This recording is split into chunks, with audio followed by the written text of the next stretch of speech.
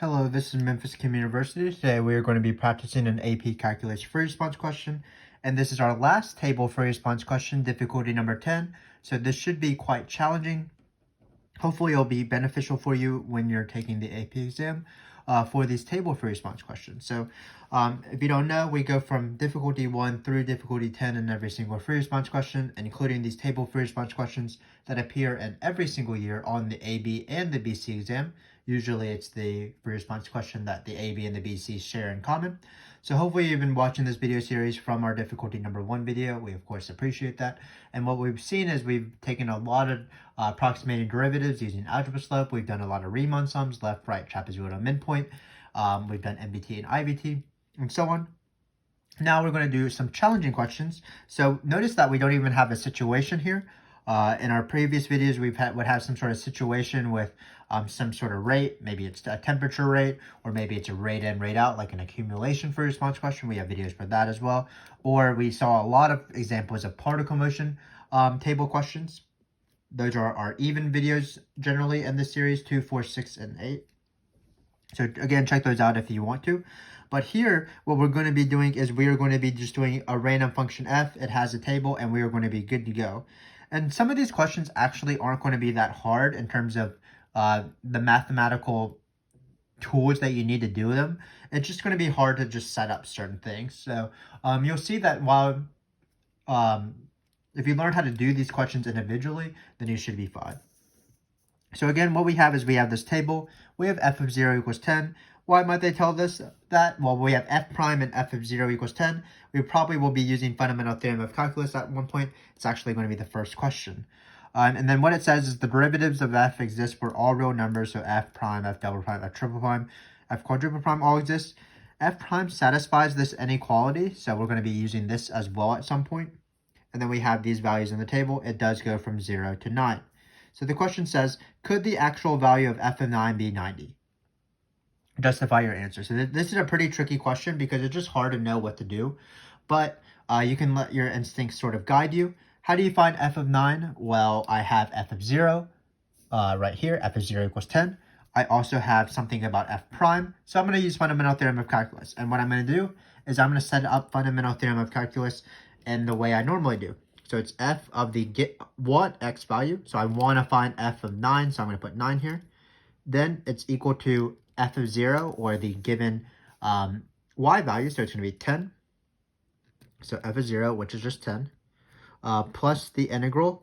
And then when I set up the integral, I always set it up in the same way. The given x value on the bottom, the what x value on top, which in this case is 9. So 9, 0, and then f prime of x.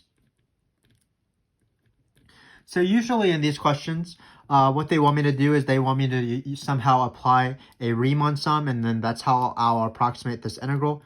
But what they're telling me is that you don't actually have to find the value exactly. You're just seeing if it can be 90. So basically what we need to do is we want to know generally how big this integral can be. And it's going to be actually a question that is not very asked often. We're going to be using this inequality. So the integral property that's being asked here, which again is not asked very often, is if you have two functions that are integrable and one of them is bigger than the other, so let's say h of x is bigger than g of x, then the integral of those two functions have the same relation. So if h is bigger than g, that means the integral of h on the same interval from a to b is bigger than the integral from a to b of g. So if h is bigger than g, the integral of h is bigger than the integral of g. And this makes sense. If h is above g, that means that there's going to be more area under h, and that's what an integral is in the context of graphs. So it does make sense. So in this case, what we can do is we might not be able to find the integral of f prime exactly, but we know that f of 0 is 10, and this integral, we can write greater than or equal to actually.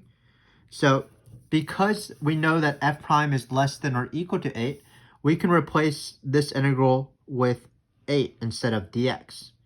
And we know that this will hold by this property. 8 is bigger than or equal to f prime. So that means that the integral of 8 will be bigger than the integral of f prime. So Notice how easy this integral is. It's just the integral. If you want, you can think of this as a rectangle because it's just a horizontal line 8, and then the base will be 0 and 9. Or I like to just take the integral. It's going to be 8x. You're going to plug in 9 and 0 with fundamental theorem of calculus. So it's going to be 10 plus 8 times 9 minus 0. So it looks like we are going to get 10 plus 72, and 10 plus 72 is equal to 82. So notice that this question does not hold because the value can't be 90. The max it can be is 82. So no, cannot. F of 9 cannot be 90. So I'm not sure if they're going to ever ask a question like this again, but it is useful in two aspects. The most important by far is we saw f of 9, we saw stuff about f prime, we saw a given point. This is the condition to use fundamental theorem of calculus. And what we did is we set it up in the same way. So this is the fundamental theorem of calculus. F of the want x is equal to f of the given x plus 0 given x to 1x of f prime. This is the fundamental theorem of calculus. The second thing was less important, but it is a nice integral property to know. You're going to be using it more if you take higher up math, sort of proof-based math with analysis. But basically, if a function is bigger than g of f, if one function is bigger than the other, the integral of the bigger function will be bigger than the integral of the smaller function. So in this case, we had this inequality that was given. F prime is always less than 8. So we know we can't find this integral exactly, but we know it's smaller than the integral of 8 because f prime is smaller than 8. This integral is very easy. We added 10 and we saw that it couldn't be 90. We actually got 82. So again, a pretty tricky question. Of something we have familiarity with this, and this is going to be the theme of these questions.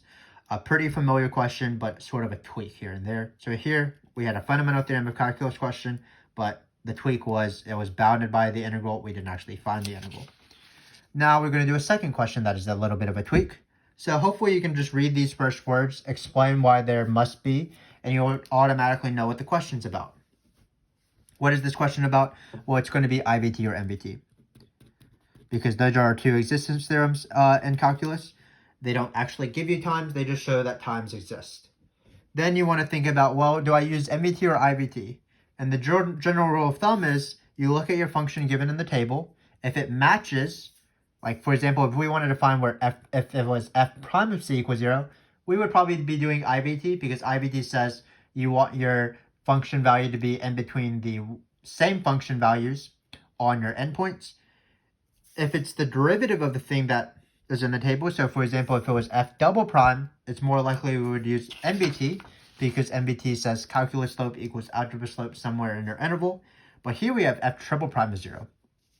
So this is actually the rare case where we will indeed use MVT, because MVT does involve derivatives, but we might use MVT quite a few times here. So basically what we're going to do is we need to first find some f double prime values. And remember that slope being 0, we saw this in a previous video, but when MVT is equal to 0, it has its own special name that's called Rolle's theorem. Basically, calc slope being 0 means that the algebra slope being 0 means that calculus slope will eventually be 0. There's a horizontal tangent line somewhere in the curve. So in this case, we're doing MVT, and we need to first find some f double prime values first, and that will be solved by finding two columns where the y value is the same. So let's do that. So by MVT, we're just going to apply MVT multiple times in this question, and that's why it's harder. So by MVT, so I'm going to first look for two columns with y values that are the same. So I'm going to use this and this. So notice v of 3, or not v of 3, but f prime of 3 minus f prime of 0 over 3 minus 0. That's the algebra slope. That's 0. So because v prime of 3 minus v, sorry, not v. I don't know why I keep saying v, but it's f. So f prime of 3 minus f prime of 0 over 3 minus 0 equals, again, it's 4 minus 4 over 0. That's why we chose these two columns, even if they're not adjacent. So that's 4 minus 4 over 3, which is equal to 0. Then there exists an a, we can call it a, because we don't want to call it c because we're not ready for c. We're only on the second derivative. So there exists an a. Where's this a? It's in between 0 and 3, of course. And what does this A do? It tells me that f prime of A is equal to 0. So this is what MVT says. I'm applying MVT to f prime. I'm not ready to apply it to f double prime, which would give me this. So I'm only applying it to f prime. And by applying it to f prime, it tells me that f prime of 0 will be achieved. Sorry, f double prime. Sorry. I can't really say this. F double prime, which is the derivative of f prime, will eventually be 0 sometimes in this interval. And notice that we have another one as well in this part right here, so we can apply MVT again. So by MVT, again, we're applying it on f prime to show us that an f double prime value equals 0 somewhere. So by MVT, because f prime of, now we're going to use these two columns because they have the same y value. It's easy to find slope from that. So it's f prime of 9 minus f prime of 7 over 9 minus 7. In this case, it's 8 minus 8. As long as it's the same number, we're good to go. And then there exists a b, where we have b is in between this interval, where f double prime of b is equal to 0. So again, all we're doing is we're applying MVT to f prime to show that there's two values. One is called a, one is called b, where f double prime of those values equals 0. And we're making progress. We want to show f triple prime of c equals 0, but we have at least shown that f double prime, not only at 1 point, but 2 points equals 0. So how do we finish the question? Well, we apply MVT a third time, so that's why I call these questions the triple MVT questions, which is why this is so difficult. But what we're going to do is we're going to apply MVT on any function we want. In this case, it's going to be f double prime. What's the derivative of f double prime? That's going to be f triple prime. What's the algebra slope of these 2 points going to be? Well, it's going to be 0 over 0 divided by b minus a, so that's 0, and that's how we finish the question. So by MVT, because f double prime, so I'm applying MVT on f double prime to find an f triple prime value. Just like when I applied MVT on f prime twice to find f double prime values, I'm doing one step further. So it's going to be f double prime. Also, it's not going to be of this table because that's not where f double prime is in.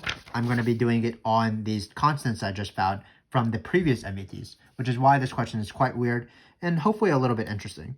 So it's going to be on f double prime of b minus f double prime of a over b minus a.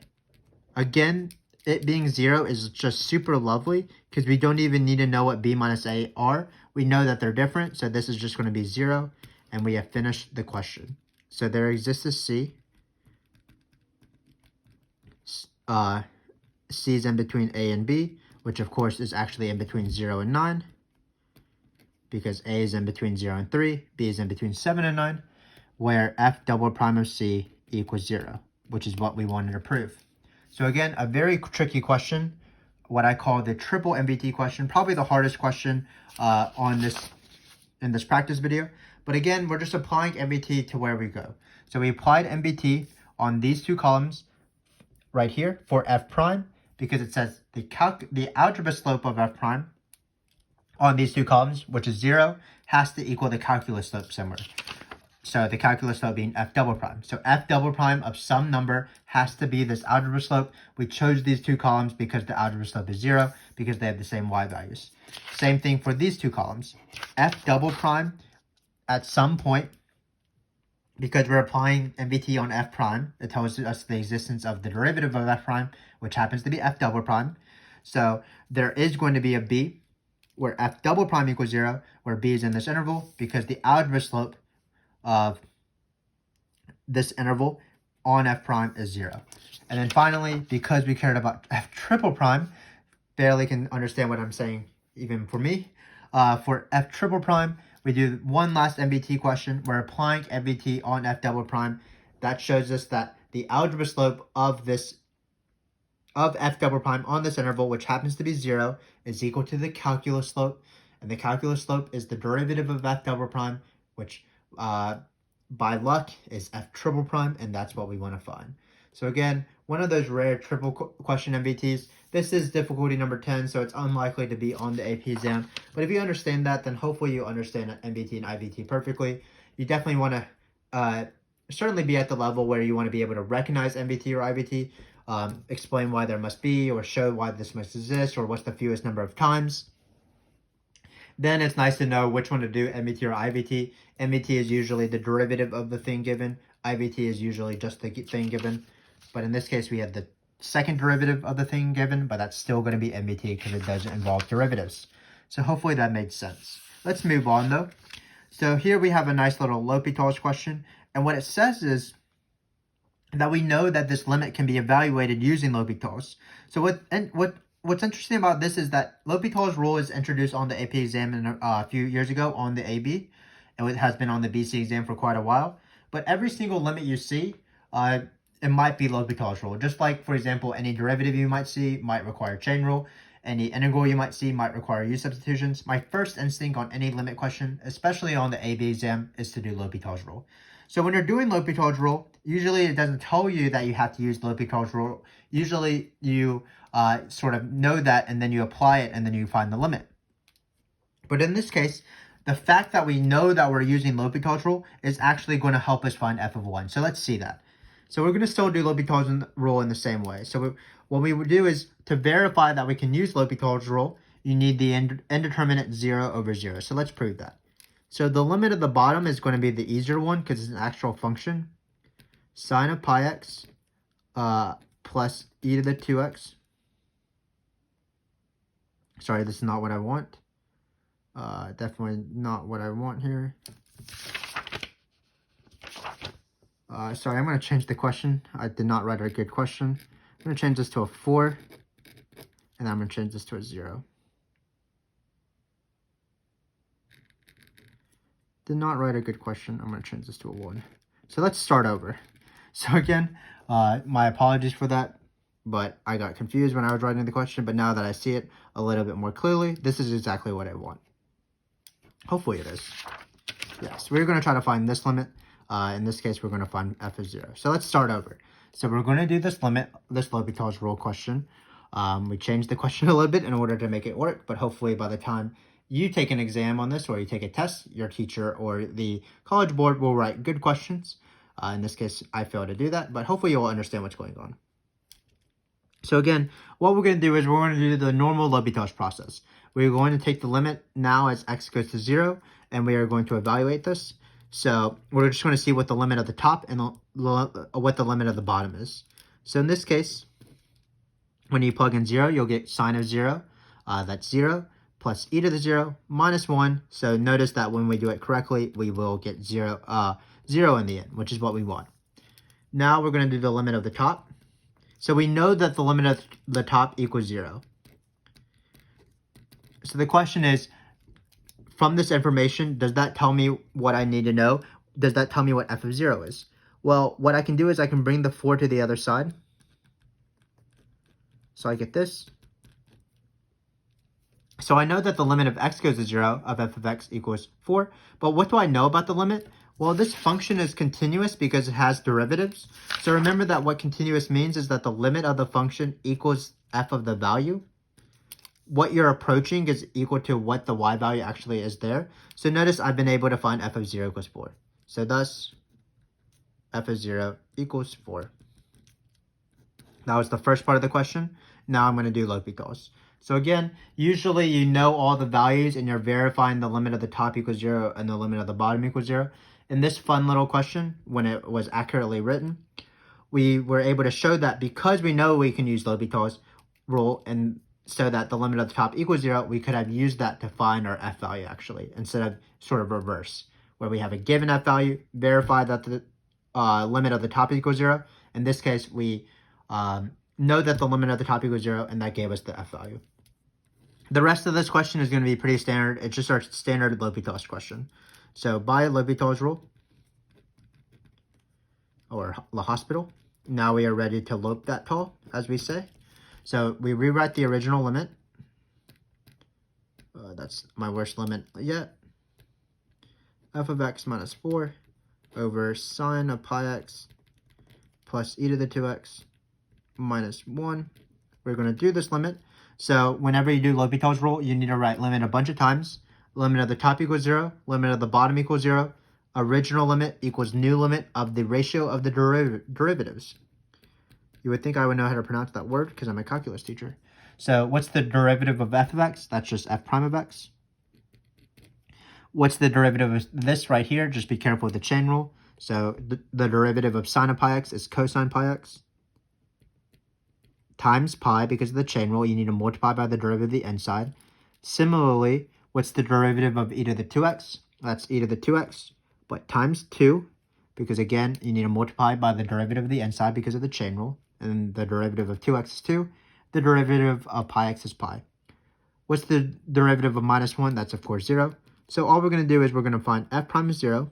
Hopefully we'll be able to find that. And then we're just plugging in 0 here. Pi times cosine of 0. Cosine of 0 is 1, so you're just going to get pi here. And then e to the 0 is still 0, so you'll get plus 2 because of the 2 that came from the chain rule. So all we need is f prime of 0, but f prime of 0 is 4.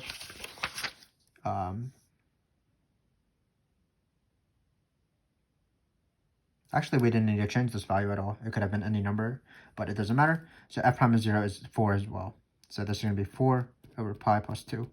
And this is our answer. So again, this question is a little bit easier than the last question being a triple MVT question. So this limit, if it had been properly written, so I apologize for that, we are instead not going with x and 1. We are going to 0 and then treating this as 1 so that we can make L'Hopital's rule work. But hopefully that made sense. The only tweak in this question is that we weren't given a limit, we weren't given a function value to verify that the top is equal to 0. We were given that the entire limit can be evaluated by L'Hopital's rule, which means that the limit of the top does equal 0, and we found the function value instead. So we sort of went backwards in that question. We have one last question to do, our final Riemann sum.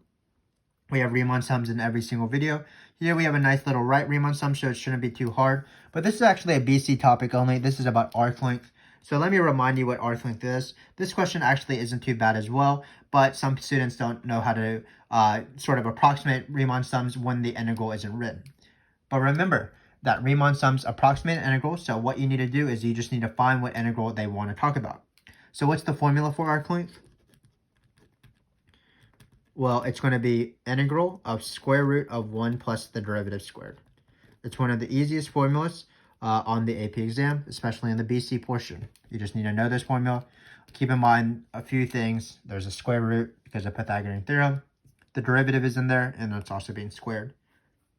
So in this case, in order to find our right Riemann sum, we're still going to do like difference in the x's times y's. So for example, it's going to be 1 times something, 3 minus 1, which is 2 times something, 7 minus 3, 9 minus 7. So we can write those out.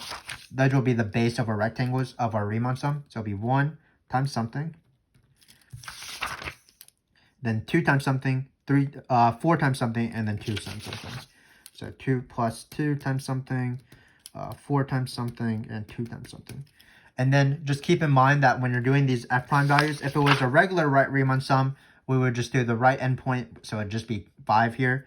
But in this case, we're plugging in 5 into this function here. So it's going to be 5 squared plus 1. So it's going to be 5 squared plus 1. That's the square root of 26. So again, we are not approximating where the y values are the endpoints.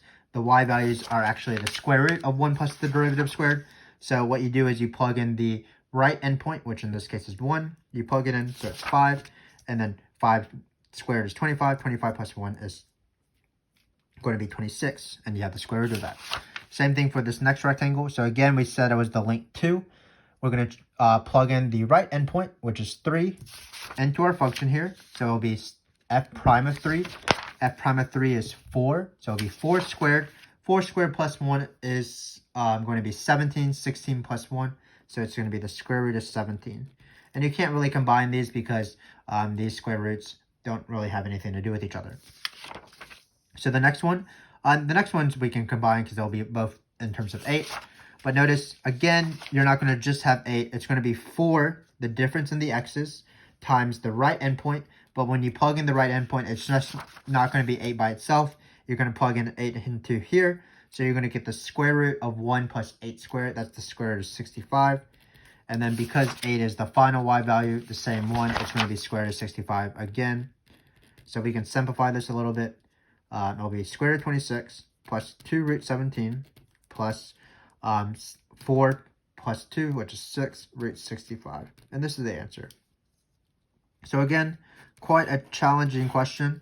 Not actually a challenging question, I lied. This is more of a challenging question, this MVT IVT question. But you just need to know that when you're doing the endpoints, because it's always the difference in the x's times different y values, the y values weren't actually in the table, which they usually are. You actually had to plug in those table values into a more complicated function. So hopefully that made sense. Let's review what we did, because this has been difficulty number 10, so it has been pretty challenging. The first one, what we did is we applied fundamental theorem of calculus, because we wanted an f value. We were given an f point and information about f prime. And so we set up fundamental theorem of calculus. We weren't able to do this integral, but we used an integral property which says if one function is smaller than another, that means its integral will be smaller than that bigger function's integral. So we used this inequality to show that this integral is smaller than the integral of just 8. The integral of 8 I know because I can take an antiderivative, and then I was able to show that it can't be 90. Then we had this crazy MVT question. We know it was MVT because it was about a derivative and about existence, but we had to first do a second derivative, and we needed 2 points in the second derivative in order to use algebra slope for the third derivative. So it was a triple MVT question. 2 questions where f prime, the algebra slope of f prime, which is right here, is equal to the calculus slope of f prime, which is f double prime, which is 0. And we chose these because they had same columns. Then once we found that, we did a third MVT question. We applied MVT a third time on these A's and B's that we found, and we were able to finish the question. Then we messed up our limit in terms of writing it actually, but once we found it out, it wasn't too bad. The only tweak here was that we weren't using a given to find the limit of the top and verifying it was 0. What we did is we verified from the fact that it was equal to 0, we were able to find that function value. So that's how the question was a little bit tweaked. But in the end, when we did L'Hopital's rule, it was the same. Derivative of the top, derivative of the bottom, where the derivative of the bottom required chain rule. Finally, for this last question, this Riemann sum, pretty typical Riemann sum, right Riemann sum. They can't really change the Riemann sum on you. It's the same process. Always the difference in the x's time different y values. But in this case, we had to find our y values. Actually, they weren't just in the table. So we had to use the Arclay formula. Again, a BC topic. So hopefully this table-free response question video has been useful for you. If you want to, remember that the main level of these questions are in that 4 to 7 difficulty range previous in this playlist. So check those out if you want to be sort of to know if you're comfortable enough to do well enough how you want to do on the AP exam. I don't know if that sentence just made sense. And again, we have these videos for every single one. So if you don't want to go back to that video, you can go to maybe, for example, graph-free response questions, which are sort of the table-free response questions brother, where both of them are asked in most exams. You can also check out our videos on free response question topics that are more individualized, like differential equations or area and volume, or if you're in BC, Taylor series, parametric, and polar. But again, whatever you choose to watch, we appreciate you watching our channel. Hopefully this has been useful for you. This is why we do this. We want you guys to succeed because that will make us happy. Thanks again for watching, and I hope to see you soon.